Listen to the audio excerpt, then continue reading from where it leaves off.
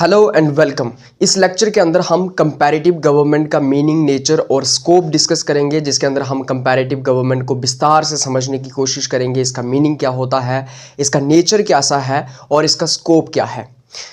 तो आइए डिस्कस करते हैं सबसे पहले मीनिंग ऑफ कंपैरेटिव गवर्नमेंट। मैं कंपैरेटिव गवर्नमेंट के मीनिंग की बात करता हूं तो ये जो कंपैरेटिव गवर्नमेंट टर्मिनोलॉजी है, यहां से ही हम ये समझ सकते हैं कि कंपैरेटिव गवर्नमेंट का मतलब ये हुआ कि हम अलग अलग गवर्नमेंट्स का कंपैरिजन कर रहे हैं।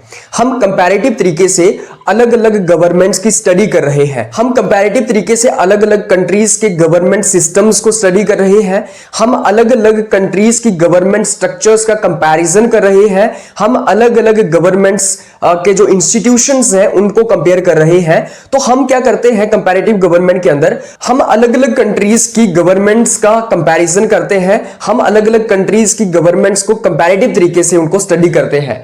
जैसे कि यहां पे एक स्कॉलर है जिनका नाम है गार्नर का ये कहना है, comparative government is a branch of political science that compares different forms of government, their institutions and constitutional structures. Garner का ये कहना है कि जो कंपैरेटिव गवर्नमेंट है ये पॉलिटिकल साइंस की एक ब्रांच है, जिसके अंदर हम क्या करते हैं, हम अलग अलग गवर्नमेंट्स की फॉर्म्स को कंपेयर करते हैं। फॉर्म्स ऑफ गवर्नमेंट को कंपेयर करने का मतलब ये हुआ कि किसी देश के अंदर जो है प्रेसिडेंशियल फॉर्म ऑफ गवर्नमेंट होगी, किसी देश के अंदर पार्लियामेंट्री फॉर्म ऑफ गवर्नमेंट होगी। तो ये जो अलग अलग फॉर्म्स ऑफ गवर्नमेंट हैं इनको हम कंपेयर करते हैं। उसी के साथ साथ हम अलग अलग इंस्टीट्यूशंस जो होते हैं गवर्नमेंट के उनको कंपेयर करते हैं। अलग अलग कंट्रीज की गवर्नमेंट के जो इंस्टीट्यूशंस हैं जैसे लेजिस्लेचर, एग्जीक्यूटिव, जुडिशरी, उनको हम कंपेयर करने की कोशिश करते हैं, उनको हम कंपेयर करते हैं। और उसी के साथ साथ जो कॉन्स्टिट्यूशनल स्ट्रक्चर है अलग अलग कंट्रीज की गवर्नमेंट का, उसको हम कंपेयर करते हैं। तो इस तरीके से हम देखते हैं कि यहां पे गार्नर एक्सप्लेन करते हैं कि कंपैरेटिव गवर्नमेंट के अंदर हम क्या करते हैं। कंपैरेटिव गवर्नमेंट जो है वो पॉलिटिकल साइंस की एक ब्रांच है, एक पॉलिटिकल साइंस का फील्ड है, जिसके अंदर हम क्या करते हैं, अलग अलग फॉर्म्स ऑफ गवर्नमेंट जो है उनको हम कंपेयर करते हैं। हम इंस्टीट्यूशंस जो है अलग अलग गवर्नमेंट्स के उनको हम कंपेयर करते हैं। उसी के साथ साथ हम कॉन्स्टिट्यूशनल स्ट्रक्चर्स जो है गवर्नमेंट्स के उनको कंपेयर करने की कोशिश करते हैं। इसके साथ हम देखते हैं it involves systematic study and comparisons of different political systems, institutions and government structures across various countries. हम यहां पे देखते हैं कि ये जो कंपैरेटिव गवर्नमेंट है ये एक सिस्टमैटिक स्टडी है, जिसके अंदर हम डिफरेंट पॉलिटिकल सिस्टम्स जो है अलग अलग कंट्रीज के उसका कंपैरिजन करते हैं। हम देखते हैं कि जो अलग अलग इंस्टीट्यूशंस हैं गवर्नमेंट के अलग अलग कंट्रीज के उसका हम कंपैरिजन करते हैं। और उसी के साथ साथ जो गवर्नमेंट स्ट्रक्चर्स हैं अलग अलग कंट्रीज के उनको हम कंपेयर करने की कोशिश करते हैं, उनका हम कंपैरिजन करते हैं। और इस तरीके से हम कंपैरिजन करके कंपैरेटिव तरीके से जो है वो गवर्नमेंट की स्टडी करते हैं, गवर्नमेंट जो स्ट्रक्चर्स हैं अलग अलग कंट्रीज के उसकी स्टडी करते हैं।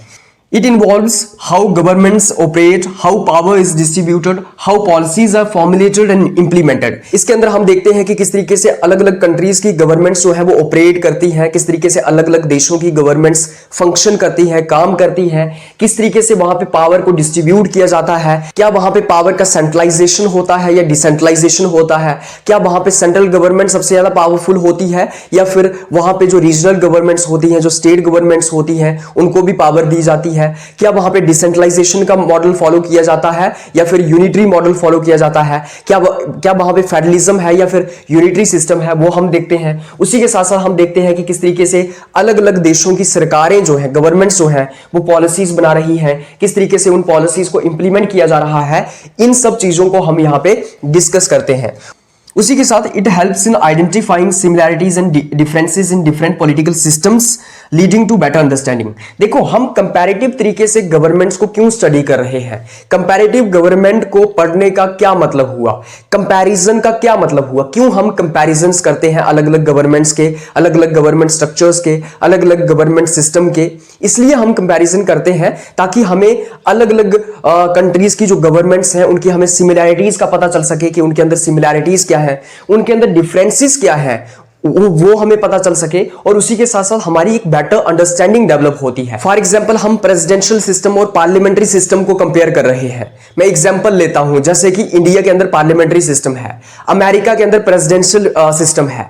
अगर हम इन दोनों सिस्टम्स को कंपेयर करते हैं तो हमें पता चल सकता है कि दोनों के बीच सिमिलैरिटीज क्या है, दोनों के बीच डिफरेंसेस क्या है। और उसी के साथ साथ हम ये समझ सकते हैं कि प्रेसिडेंशियल सिस्टम के फायदे क्या है, उसके नुकसान क्या है, जो पार्लियामेंट्री सिस्टम है उसके क्या फायदे हैं, उसके क्या नुकसान हैं, और उसके बाद हम पार्लियामेंट्री सिस्टम के अंदर कई सारे प्रेसिडेंशियल सिस्टम के फीचर्स को डाल सकते हैं जिससे कि हम पार्लियामेंट्री सिस्टम को और बेहतर बना पाए।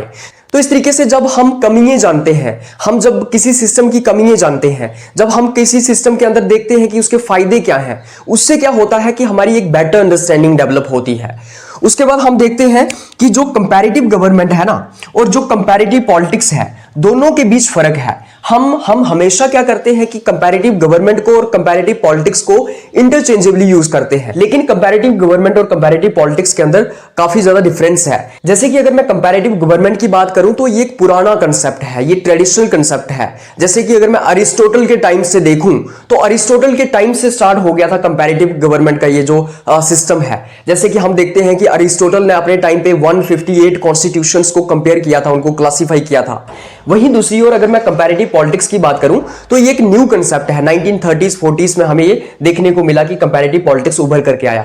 कंपैरेटिव गवर्नमेंट के अंदर क्या होता है, हम basically formal structures of government को यहां पे डिस्कस करते हैं, हम फॉर्मल इंस्टीट्यूशंस ऑफ गवर्नमेंट को डिस्कस करते हैं। कहने का मतलब ये है कि कंपैरेटिव गवर्नमेंट जो है वो एक नैरो फील्ड है। यहां पे हम जो गवर्नमेंट के स्ट्रक्चर्स हैं वहां तक ही लिमिटेड रहते हैं।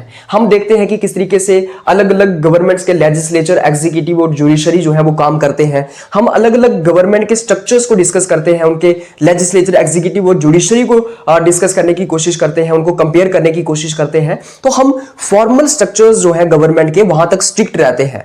वहीं दूसरी ओर अगर मैं कंपैरेटिव पॉलिटिक्स की बात करूं तो ये एक ब्रॉडर कंसेप्ट है, ये एक ब्रॉडर फील्ड है। इसके अंदर हम देखते हैं कि इंस्टीट्यूशन से बियॉन्ड भी स्टडी की जाती है।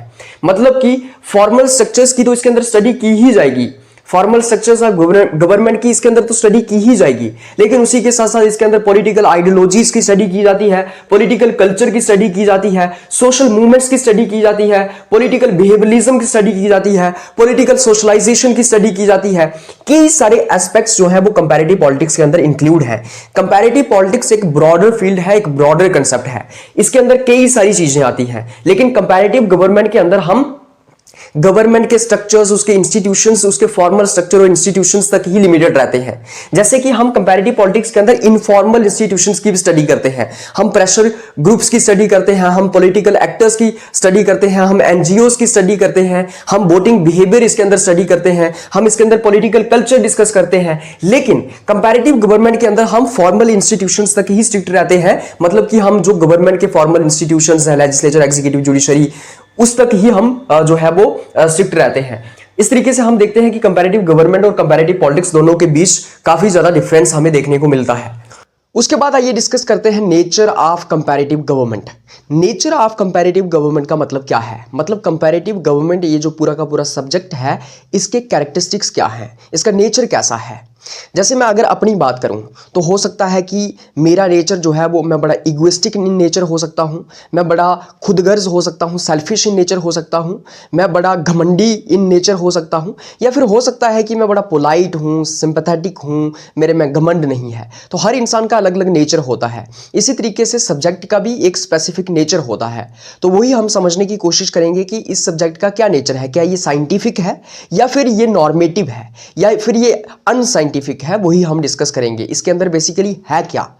तो जब मैं नेचर ऑफ कंपैरेटिव गवर्नमेंट की बात करता हूं, सबसे पहले आपको ये समझना है कि ये साइंटिफिक और सिस्टमैटिक सब्जेक्ट है। साइंटिफिक और सिस्टमैटिक का मतलब क्या हुआ, साइंटिफिक का मतलब ये हुआ कि इसके अंदर फैक्ट्स की बात की जाती है, डेटा की बात की जाती है, इंस्टीट्यूशंस को एनालाइज किया जाता है, प्रोसेसेस को एनालाइज किया जाता है। तो प्रॉपर्ली डेटा, फैक्ट्स और फिगर्स की बात यहाँ पे की जाती है। कोई भी अजम्पशंस यहाँ पे क्रिएट नहीं की जाती है। बेसिकली हम फैक्ट और डेटा की इसके अंदर बात करते हैं, ये डिस्क्रिप्टिव नहीं है, it is not descriptive story telling. कि ऐसे भाई ये वैसा सब्जेक्ट नहीं है कि जिसके अंदर कहानियाँ लिखी हों जिनका कोई साइंटिफिक बेसिस ना हो।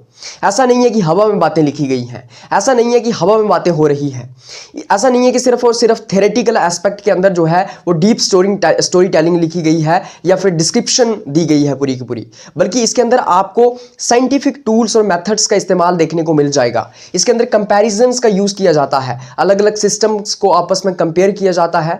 उसी के साथ साथ इसके अंदर क्लासिफिकेशन की जाती है अलग अलग सिस्टम्स की, एनालाइज किया जाता है अलग अलग इंस्टीट्यूशंस को, अलग अलग प्रोसेसेस को, एक इंडिविजुअल का बिहेवियर जो है उसको समझने की कोशिश की जाती है, सोसाइटी के अंदर असल में सच में क्या हो रहा है वो समझने की कोशिश की जाती है। तो आपको यह भी समझना है कि जब मैं 1945 से पहले की बात करता हूं, खास करके अगर मैं वर्ल्ड वॉर 2 के पहले की बात करूं, तो उससे पहले ये जो सब्जेक्ट था बड़ा नैरो था। नैरो इन द सेंस कि इसके अंदर जो है वो उस हिसाब से साइंटिफिक मेथड्स का इस्तेमाल नहीं किया जाता था, उस हिसाब से सिस्टमैटिक स्टडी नहीं होती थी, उस हिसाब से डेटा का इस्तेमाल नहीं किया जाता था, उस हिसाब से प्रॉपर एनालिसिस नहीं किया जाता था। 1945 के पहले इस सब्जेक्ट के अंदर वो साइंटिफिक बेसिस नहीं था, बल्कि एक डिस्क्रिप्टिव स्टडी हुआ करती थी, वैल्यूज को ध्यान में लिया जाता था, इस चीज के ऊपर फोकस किया जाता था कि क्या होना चाहिए, what ought to be, what ought to be के ऊपर फोकस किया जाता था, क्या होना चाहिए, और इस चीज के ऊपर फोकस नहीं किया जाता था कि क्या हो रहा है, असल में क्या हो रहा है। व्हाट इज के ऊपर फोकस नहीं किया जाता था, व्हाट इज के ऊपर फोकस नहीं किया जाता था। लेकिन 1945 के बाद ये पूरा का पूरा सिस्टम, मतलब पूरा का पूरा सब्जेक्ट, इसके अंदर चेंज आई और नए साइंटिफिक मेथड्स का इसके अंदर इस्तेमाल किया जाने लगा, और भी कई सारी चीजें इसने अपने अंदर इंक्लूड की। उसके बाद it is comparative in approach, ये जो सब्जेक्ट है क्योंकि इसका नाम ही कंपैरेटिव गवर्नमेंट है, तो इसके अंदर कंपैरेटिव अप्रोच का इस्तेमाल किया जाता है, मतलब कि अलग अलग सिस्टम्स का कंपैरिजन किया जाता है। तो इसका जो कोर मेथड है वो है कंपैरिजन। तो इसके अंदर कंपैरिजन किया जाता है अलग अलग कंट्रीज के बीच में, अमंग द कंट्रीज, दो कंट्रीज के बीच में कंपैरिजन किया जाता है, या सिमिलर या डिफरेंट सिस्टम्स के बीच में कंपैरिजन किया जाता है। जैसे फॉर एग्जांपल हिंदुस्तान का कैसा सिस्टम है, यहाँ का पार्लियामेंट्री सिस्टम है, वहीं दूसरी ओर अमेरिका का प्रेसिडेंशियल सिस्टम है। तो इन दोनों सिस्टम्स के बीच में क्या सिमिलैरिटीज हैं, इनको आपस में कंपेयर किया जाएगा, क्या डिसिमिलैरिटीज हैं। उसी के साथ साथ मान लो दो देशों का सेम सिस्टम है, जैसे इंडिया का सिस्टम पार्लियामेंट्री सिस्टम, ब्रिटेन का सिस्टम पार्लियामेंट्री सिस्टम, इन दोनों के बीच में कंपैरिजन किया जाएगा, सेम सिस्टम्स के बीच में क्या सिमिलैरिटीज है, क्या डिसिमिलैरिटीज हैं। अलग अलग देशों के पॉलिटिकल प्रोसेसेस को कंपेयर किया जाता है, इंस्टीट्यूशंस को कंपेयर किया जाता है, जुडिशरी, एग्जीक्यूटिव और लेजिस्लेचर को कंपेयर किया जाता है, अलग अलग देशों के लोगों के बिहेवियर को कंपेयर किया जाता है, कंपैरिजन उसका किया जाता है। तो बेसिकली इसका जो कोर मेथड है वो है कंपैरिजन, जिसमें कंपैरेटिव अप्रोच को यहां पे यूज किया जाता है, कंपैरिजंस किया जाता है अलग अलग सिस्टम्स के बारे में, सिस्टम्स के बीच में। उसके बाद एम्पिरिकल एंड रियलिस्टिक, ये जो सब्जेक्ट है ये एम्पिरिकल है, रियलिस्टिक है, और खास करके 1945 के बाद की मैं बात कर रहा हूं। एम्पिरिकल और रियलिस्टिक होने का मतलब ये है कि यहां पे साइंटिफिक मेथड्स का इस्तेमाल किया जाता है, ये वास्तविकता के साथ, रियलिटी के साथ डील करता है। इस चीज के ऊपर फोकस नहीं किया जाता है कि क्या होना चाहिए, किताबों के अंदर क्या लिखा है, कॉन्स्टिट्यूशन में क्या लिखा है, बल्कि इस चीज के ऊपर फोकस किया जाता है कि क्या हो रहा है, what is going on, what is the reality. और इसके अंदर इस चीज के ऊपर फोकस नहीं किया जाता कि व्हाट ऑट टू बी, क्या होना चाहिए, व्हाट शुड बी। तो focuses on actual working of political systems, जो अलग अलग पॉलिटिकल सिस्टम्स की एक्चुअल वर्किंग है, मतलब हिंदुस्तान के पॉलिटिकल सिस्टम्स की एक्चुअल वर्किंग क्या है, असल में हिंदुस्तान का पॉलिटिकल सिस्टम कैसे काम कर रहा है, एग्जीक्यूटिव, जुडिशरी और लेजिस्लेचर कैसे काम कर रहा है, पॉलिटिशियंस कैसे काम कर रहे हैं, वो इसके अंदर पढ़ा जाता है, समझा जाता है, उसको एनालाइज किया जाता है। इस चीज के ऊपर फोकस नहीं किया जाता है कि हिंदुस्तान का पॉलिटिकल सिस्टम कैसा होना चाहिए, इस चीज के ऊपर फोकस नहीं किया जाता है कि कॉन्स्टिट्यूशन के अंदर क्या लिखा है, इस चीज के ऊपर फोकस नहीं किया जाता है कि आपके नॉर्म्स और वैल्यूज क्या हैं, बल्कि इस चीज के ऊपर फोकस किया जाता है कि हो क्या रहा है। जैसे हमारे कॉन्स्टिट्यूशन के अंदर तो सेकुलरिज्म की बात हो रही है, हमारे कॉन्स्टिट्यूशन के अंदर तो सेकुलरिज्म की बात होती है, फ्रीडम की बात होती है, राइट टू स्पीच की बात होती है, लेकिन असल में आप अगर देखें तो क्या सेकुलरिज्म आपको देखने को मिलता है, मतलब उस हिसाब से जिस हिसाब से कॉन्स्टिट्यूशन के अंदर बात की गई है। तो बेसिकली इसके अंदर it is not limited to constitutional laws की कॉन्स्टिट्यूशनल लॉज में क्या लिखा है, बल्कि असलियत में क्या है उसके ऊपर फोकस किया जाता है। उसके बाद डायनेमिक एंड मॉडर्न, ये सब्जेक्ट डायनेमिक है और मॉडर्न है। पहले अगर मैं 1945 की बात पहले की बात करूं तो पहले सिर्फ और सिर्फ वेस्टर्न डेमोक्रेसीज के ऊपर फोकस किया जाता था कि यूरोप और अमेरिका के कुछ देश यहां पे ले लिए जाते थे और उन देशों की डेमोक्रेसीज को आपस में कंपेयर किया जाता था। ये 1945 के पहले की बात है, मतलब वेस्टर्न डेमोक्रेसीज के ऊपर ही पूरा फोकस था। लेकिन 1945 के बाद पूरे दुनिया के अलग अलग देशों की डेमोक्रेसीज, अलग अलग देशों के पॉलिटिकल सिस्टम्स को आपस में कंपेयर किया जाने लगा। तो पहले ये सब्जेक्ट यूरोसेंट्रिक था, यूरोपियन सेंट्रिक था, लेकिन अभी पूरी दुनिया के देशों को इसके अंदर इंक्लूड किया जाता है। तो बेसिकली मॉडर्न आज के टाइम पे इसका फोकस जो है वो डेवलपिंग कंट्रीज के ऊपर है, खास करके मैं एशिया, अफ्रीका और लैटिन अमेरिका की कंट्रीज की बात करूं, आला कंट्रीज की बात करूं, या फिर मैं मिलिट्री रजीम्स, अलग अलग देश, कुछ देश ऐसे हैं जहां पे मिलिट्री रजीम्स हैं, मतलब मिलिट्री का रूल है, उनको कंपेयर किया जाता है। वन पार्टी स्टेट्स, बहुत सारी ऐसे देश हैं जहां पे एक ही पार्टी का रूल है, जैसे आप रशिया और चाइना की बात करें तो उन देशों को भी आपस में कंपेयर किया जाता है, उनकी भी कंपैरेटिव स्टडी की जाती है। तो पहले की तरह जहां पे सिर्फ डेमोक्रेसीज जो अलग अलग यूरोपियन कंट्रीज की थी उनको कंपेयर किया जाता था, लेकिन आज के टाइम पे वो नहीं रहा है। उसके बाद it is interdisciplinary in nature. Interdisciplinary in nature का मतलब ये हुआ कि बाकी सब सब्जेक्ट्स को भी इसके अंदर इंक्लूड किया जाता है। ये यूनिडिसिप्लिनरी नहीं है, ये आइसोलेशन में काम नहीं करता है कंपैरेटिव गवर्नमेंट, बल्कि इसके अंदर कई सारी चीजें सोशियोलॉजी से, इकोनॉमिक्स से, हिस्ट्री से, एंथ्रोपोलॉजी से, लॉ से डिराइव की जाती हैं। कई सारे मेथड्स जो हैं, आइडियाज जो हैं, वो sociology, economy, history, anthropology, law से यहाँ पे बोरो किए जाते हैं, ड्राइव किए जाते हैं। तो ये इंटरडिसिप्लिनरी इन नेचर है, ये यूनिडिसिप्लिनरी नहीं है। कि ऐसा नहीं है कि कंपैरेटिव गवर्नमेंट आइसोलेशन में काम कर रहा है, मतलब एक ही सब्जेक्ट है, बल्कि अलग अलग सब्जेक्ट्स का इसके साथ लिंक है।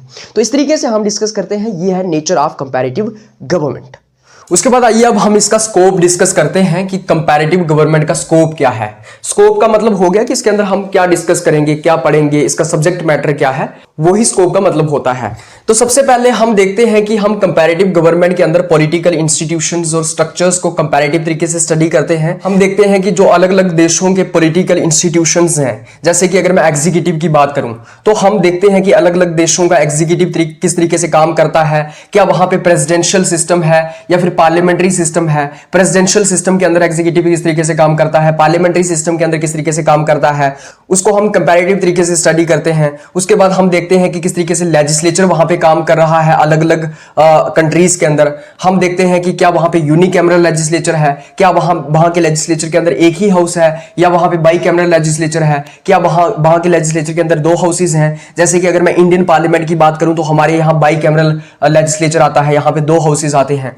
क्या वहां का लेजिस्लेचर वीक है या स्ट्रांग है, उसको हम कंपैरेटिव तरीके से स्टडी करते हैं। हम अलग अलग कंट्रीज के गवर्नमेंट सिस्टम के अंदर जुडिशरी को स्टडी करते हैं कि वहां का जुडिशियल सिस्टम कैसा है, क्या वहां पे जुडिशियल सुप्रीमेसी है या फिर लेजिस्लेचर की सुप्रीमेसी है, क्या वहां पे जुडिशरी इंडिपेंडेंट है, क्या वहां के जो कोर्ट्स हैं वो इंडिपेंडेंट हैं। उसके बाद हम वहां की ब्यूरोक्रेसी देखते हैं कि वहां पे जो ब्यूरोक्रेसी काम कर रही है वो किस तरीके से काम कर रही है, उसको हम कंपैरेटिव तरीके से वहां पे स्टडी करते हैं।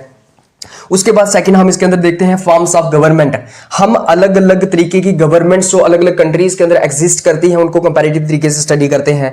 हम देखते हैं कि क्या वहां पे डेमोक्रेटिक गवर्नमेंट है या वहां पे अथॉरिटेरियन गवर्नमेंट है। हम देखते हैं कि डेमोक्रेटिक गवर्नमेंट के अंदर जो है पार्लियामेंट्री फॉर्म ऑफ गवर्नमेंट आती है, प्रेसिडेंशियल फॉर्म ऑफ गवर्नमेंट आती है, इनको हम कंपैरेटिव तरीके से स्टडी करते हैं। या फिर अगर वहां पे अथॉरिटेरियनिज्म है तो या तो वहां पे मिलिट्री का रूल होगा या वहां पे सिंगल पार्टी का रूल होगा या फिर एक इंसान का रूल होगा। जैसे सिंगल पार्टी का हम देखते हैं चाइना के अंदर रूल है, मिलिट्री का हम देखते हैं म्यांमार के अंदर रूल है। तो इस तरीके से हम देखते हैं कि किस तरीके से अथॉरिटेरियनिज्म अलग अलग कंट्रीज के अंदर काम कर रहा है, उसको हम कंपैरेटिव तरीके से स्टडी करते हैं। उसी के साथ साथ देखते हैं हम कि क्या वहां पे गवर्नमेंट जो है वो यूनिटरी है या फेडरल है। जैसे अगर मैं इंग्लैंड की बात करूं तो वहां पे यूनिटरी सिस्टम है, अगर मैं अमेरिका की बात करूं वहां पे फेडरल सिस्टम है, उसको हम कंपैरेटिव तरीके से स्टडी करते हैं। उसके बाद मोनार्की वर्सेस रिपब्लिक, हम देखते हैं कि क्या वहां पे मोनार्की है, क्या वहां का जो हेड ऑफ स्टेट होता है वो किंग होता है, वो हेरिडिटरी होता है, या वो रिपब्लिक है, मतलब उसका हेड ऑफ स्टेट या फिर इलेक्टेड है। जैसे अगर मैं ब्रिटेन की बात करूं तो ब्रिटेन के अंदर हम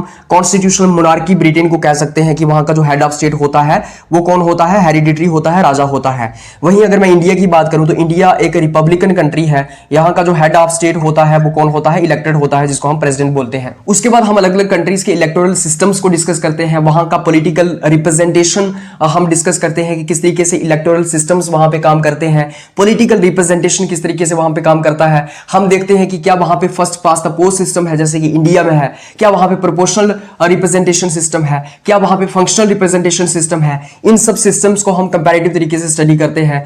हम देखते हैं क्या वहां पे मल्टी पार्टी सिस्टम है, क्या वहां पे अलग अलग, क्या वहां पे बहुत सारी पार्टीज हैं, क्या वहां पे दो से ज्यादा पार्टीज हैं, या फिर वहां पे टू पार्टी सिस्टम है, जैसे इंग्लैंड में टू पार्टी सिस्टम है, जैसे अमेरिका में टू पार्टी सिस्टम है, वहां पे दो ही पार्टीज हैं। लेकिन इंडिया के अंदर हम देखते हैं कि यहाँ पे बहुत सारी पार्टीज हैं, तो इसको हम कंपैरेटिव तरीके से स्टडी करते हैं। उसके बाद हम देखते हैं वहां का पॉलिटिकल प्रोसेस किस तरीके से है, वहां का गवर्नेंस मॉडल किस तरीके से काम करता करता है, वहां पे पॉलिसी मेकिंग कैसे की जाती है, पॉलिसीज को कैसे बनाया जाता है, पॉलिसीज की इंप्लीमेंटेशन कैसे की जाती है, क्या वहां पे गुड गवर्नेंस है या फिर वहां पे बैड गवर्नेंस है, क्या वहां पे अकाउंटेबिलिटी है, क्या वहां पे गवर्नमेंट की अकाउंटेबिलिटी लोगों की तरफ है, क्या लोगों की तरफ गवर्नमेंट की आंसरेबिलिटी है, क्या जवाबदेही है लोगों की तरफ। उसके बाद हम देखते हैं क्या वहां पे डिसेंट्रलाइजेशन सिस्टम है, क्या वहां पे लोकल गवर्नमेंट्स काम करती हैं। जैसे हम इंडिया की बात करें तो यहां पे लोकल गवर्नमेंट्स हैं, यहां पे पंचायती राज सिस्टम है जहां पे पंचायत काम करती हैं, यहां पे म्युनिसिपैलिटीज काम करती हैं। तो अलग अलग कंट्रीज की लोकल गवर्नमेंट्स को हम कंपैरेटिव तरीके से यहां पे स्टडी करते हैं। उसके बाद हम देखते हैं कॉन्स्टिट्यूशंस एंड लीगल सिस्टम्स। हम देखते हैं कि अलग अलग कंट्रीज के अंदर, अलग अलग कंट्रीज की गवर्नमेंट्स के अंदर कॉन्स्टिट्यूशंस किस तरीके से काम करते हैं, उनका लीगल सिस्टम किस तरीके का है। हम देखते हैं कि क्या वहां पे रिटन कॉन्स्टिट्यूशन है, जैसे इंडिया के अंदर रिटन कॉन्स्टिट्यूशन है, जैसे अमेरिका के अंदर रिटन कॉन्स्टिट्यूशन है, या फिर वहां पे अनरिटन कॉन्स्टिट्यूशन है, जैसे कि ब्रिटेन के अंदर अनरिटन कॉन्स्टिट्यूशन है। उसको हम कंपैरेटिव तरीके से स्टडी करते हैं। हम देखते हैं कि क्या वहां का कॉन्स्टिट्यूशन फ्लेक्सिबल है या रिजिड है। अगर फ्लेक्सिबल, जैसे कि अगर मैं इंग्लैंड के कॉन्स्टिट्यूशन की बात करूं, जैसे मैं ब्रिटेन के कॉन्स्टिट्यूशन की बात करूं, वो फ्लेक्सिबल है। लेकिन अगर मैं अमेरिका के कॉन्स्टिट्यूशन की बात करूं तो वो रिजिड है। अगर मैं इंडिया के कॉन्स्टिट्यूशन की बात करूं तो फ्लेक्सिबल भी है, रिजिड भी है, तो वो ब्लेंड है दोनों का। उसको हम कंपैरेटिव तरीके से स्टडी करते हैं। उसके बाद हम पॉलिटिकल आइडियोलॉजीज को स्टडी करते हैं कि liberalism, socialism, communism, fascism, गांधीज्म, anarchism, ये जो अलग अलग पॉलिटिकल आइडियोलॉजीज हैं इनको हम कंपैरेटिव तरीके से स्टडी करने की कोशिश करते हैं। किसके अंदर जो स्कोप है कंपैरेटिव गवर्नमेंट का, उसके अंदर। तो हमें ये देखने को मिलता है कि ये स्कोप है कंपैरेटिव गवर्नमेंट का। मैं आपको ये बताना चाहता हूं कि स्कोप के अंदर आप वो सारी चीजें डाल सकते हो जो भी आप इस सब्जेक्ट के अंदर पढ़ोगे, जो भी आप इस सब्जेक्ट के अंदर एक एक टॉपिक के अंदर पढ़ोगे। जैसे कि फॉर एग्जांपल 1.2 है, 1.3 है, 1.4 है, उसके बाद सेकंड यूनिट है। जो भी टॉपिक्स हैं पूरे के पूरे कंपैरेटिव गवर्नमेंट के आपके सब्जेक्ट के अंदर, वो सब स्कोप के अंदर आता है। मतलब कि आज के बाद आप जो भी इस किताब के अंदर पढ़ोगे, ये जो 6 मिस्टर की किताब है कंपैरेटिव गवर्नमेंट की, इसके अंदर आप जो भी पढ़ोगे वो सब स्कोप के अंदर आता है। जैसे कि आने वाले जो टॉपिक्स हैं उसके अंदर आप अथॉरिटेरियनिज्म को डिस्कस करोगे, आप अलग अलग फॉर्म्स ऑफ गवर्नमेंट को डिस्कस करोगे, आप अलग अलग इलेक्टोरल सिस्टम्स को डिस्कस करोगे। तो जो भी आगे आने वाले टॉपिक्स हैं वो इसका स्कोप ही समझ लो आप। तो इस तरीके से हम देखते हैं कि ये स्कोप आता है कंपैरेटिव गवर्नमेंट का। इस तरीके से हम कंपैरेटिव स्टडी जब करते हैं अलग अलग गवर्नमेंट्स की, अलग अलग गवर्नमेंट के स्ट्रक्चर्स की, अलग अलग कंट्रीज के गवर्नमेंट के स्ट्रक्चर्स की, कॉन्स्टिट्यूशनल स्ट्रक्चर्स की, उसी के साथ साथ गवर्नमेंट के इंस्टीट्यूशंस की, तो वहां से हमें डिफरेंसेस पता चलते हैं अलग अलग सिस्टम्स के अंदर, कमियां पता चलती हैं, और उन कमियों को इंप्रूव कैसे किया जा सकता है वो हमें पता चलता है। जैसे अगर मैं पार्लियामेंट्री सिस्टम की बात करूं तो मैं फॉर एग्जांपल इंडिया के पार्लियामेंट्री सिस्टम को स्टडी कर रहा हूं, किसके, ब्रिटेन के पार्लियामेंट्री सिस्टम के कंपैरिजन के साथ। मतलब कंपैरेटिव तरीके से मैं इंडिया का पार्लियामेंट्री सिस्टम और ब्रिटेन का पार्लियामेंट्री सिस्टम डिस्कस कर रहा हूं। उसके बाद मैं देखूंगा क्या इंडिया के पार्लियामेंट्री सिस्टम के अंदर कुछ कमियां हैं। अगर कमियां हैं फिर मैं देखूंगा कि ब्रिटेन के पार्लियामेंट्री सिस्टम के अंदर कमियां हैं। तो अगर इंडिया के पार्लियामेंट के अंदर मैं जो है वो ब्रिटेन के पार्लियामेंट्री सिस्टम से कुछ चीजें इनकलकेट कर सकता हूं, उन कमियों को मैं पूरा कर सकता हूं जो इंडियन सिस्टम के अंदर है। अगर ब्रिटेन के सिस्टम के अंदर कुछ कमियां हैं तो वो इंडिया से हम कॉपी करके वहां पे पूरा कर सकते हैं, या फिर हम प्रेसिडेंशियल सिस्टम से कुछ चीजें जो है अपने सिस्टम के अंदर इनकलकेट कर सकते हैं। तो इस कंपैरिजन से क्या होता है, हम एक बेटर अंडरस्टैंडिंग के ऊपर पहुंचते हैं। हमें पता चलता है कि क्या प्रेसिडेंशियल सिस्टम अच्छा है या पार्लियामेंट्री सिस्टम अच्छा है। हमें पता चलता है कि क्या गवर्नमेंट्स किसी कंट्री की अच्छे से काम क्यों नहीं कर पा रही है, क्या कमी है उसके अंदर। हमें पता चलता है कि एग्जीक्यूटिव, लेजिस्लेचर और जुडिशरी के अंदर क्या कमियां हैं। किसी देश के अंदर अगर एग्जीक्यूटिव ज्यादा पावरफुल है और लेजिस्लेचर कम पावरफुल है तो उसके हमें कॉन्सिक्वेंसेस वहां पे देखने को मिलते हैं। हमें देखने को मिलता है कि क्या होगा अगर किसी देश के अंदर एग्जीक्यूटिव पावरफुल होगा और लेजिस्लेचर वीक होगा। और उसके बाद हमें देखने को मिलता है कि अगर एग्जीक्यूटिव लेजिस्लेचर दोनों एक इतने ही पावरफुल होंगे, दोनों के बीच पावर का बैलेंस होगा, तो उससे क्या होगा। तो बेसिकली हम एक ओवरऑल अंडरस्टैंडिंग डेवलप करते हैं, हम एक बेटर अंडरस्टैंडिंग डेवलप करते हैं कंपैरेटिव गवर्नमेंट से, और उसी के साथ साथ हम इंप्रूवमेंट्स जो है वो अलग अलग सिस्टम्स के अंदर ला सकते हैं। तो ये सब आता है कंपैरेटिव गवर्नमेंट के मीनिंग और स्कोप के अंदर। तो इस तरीके से हम इस लेक्चर को यहीं पे कंप्लीट करते हैं। अगर आपको इस लेक्चर का पीडीएफ चाहिए तो आप इस वीडियो की डिस्क्रिप्शन में जा सकते हैं, वहां पे टेलीग्राम चैनल का लिंक दिया होगा, वहां से आप टेलीग्राम चैनल ज्वाइन कर सकते हैं, आपको पीडीएफ मिल जाएगा। आप सब लोगों का बहुत बहुत धन्यवाद।